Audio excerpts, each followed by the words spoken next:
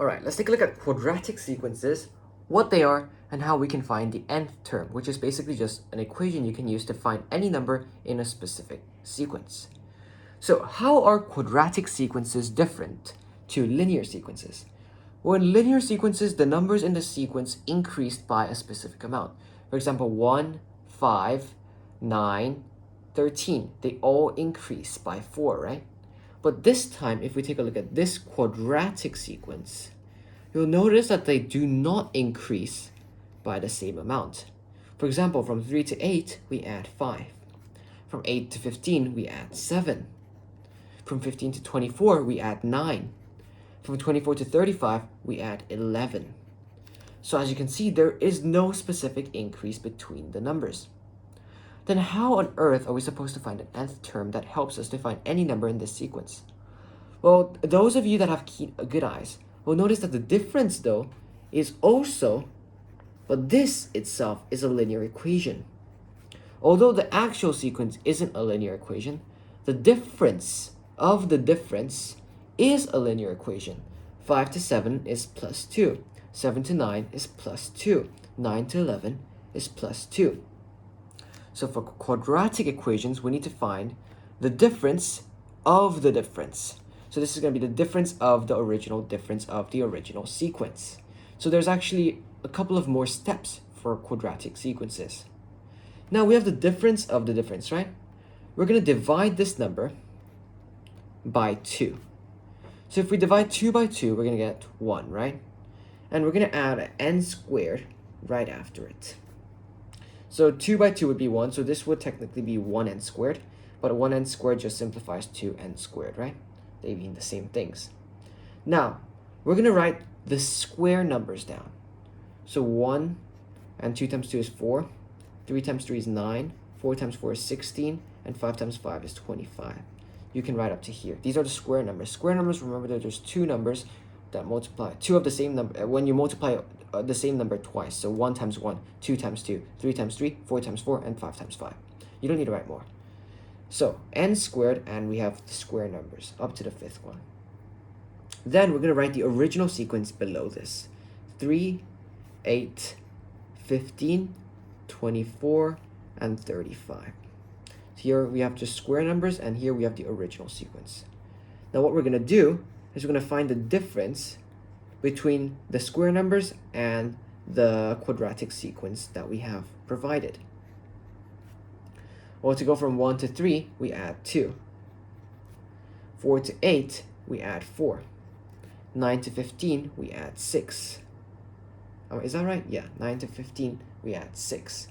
16 to 24, we add 8. And 25 to 35, we add 10. You'll notice that this also doesn't have a sequence, so we're going to make this into a linear sequence again. We're going to find the difference of the difference. And you'll notice that this increases by 2. So now we have our equation formed. N squared, which we have here, plus 2n. And it's important that you write down the n after the 2. And that is basically how you find the nth term of quadratic sequences. N squared plus 2n. Now if we input, say, the third, so n is 3, so we're looking for the third number. 3 squared is 9, plus 3 times 2 is 6, which gives us 15, which also happens to be the third number. 15 is the third number. Now that's quadratic sequences for relatively easy ones. Let's take a look at one that's slightly more challenging. So, here we have 1, 25, 81, 169, and 289. You'll notice when we do the same steps as what we just did, we'll need something won't work out. I'll tell you guys what it is in just a second when we get to that point. So we're going to find the difference between the numbers in the sequence. So this is a quadratic sequence, by the way. 1 to 25, we add 24. 25 to 81, well, you just do 81 minus 25 to get the difference, and that's 56. 169 minus 81 gives us plus 88, so we add 88 to go from 81 to 169. 289 minus 169 gives us 120, so we add 120 to 169 to get 289. So that's the difference. Then we need to make it into a linear equation, so we get the difference of the difference, which is 32. If you do this in your calculators, you will get 32. So you just do 56 minus 24. And you'll notice that the difference is 32. And that will be the same for all the numbers. So we've just calculated the difference of the difference, and we found a linear sequence. And what did we do? We divide this number by 2. So we're going to get 16, because 32 divided by 2 is 16. And remember, we had n squared. So we have 16 n squared. Now we write the square numbers. The first 5 is enough. So 1 and 2 times 2 is 4, 3 times 3 is 9, 4 times 4 is 16, and 5 times 5 is 25. Then we write the original sequence below these numbers, 125, 81, 169, and 289.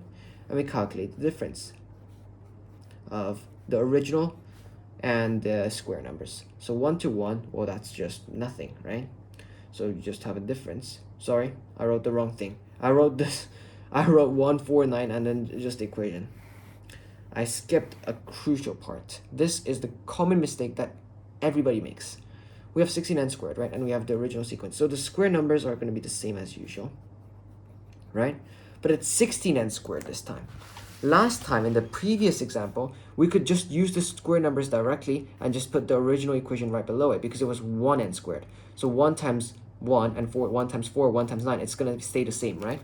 But this time, we have 16n squared. The difference of the difference is 32, and we divide that by 2 and we get 16.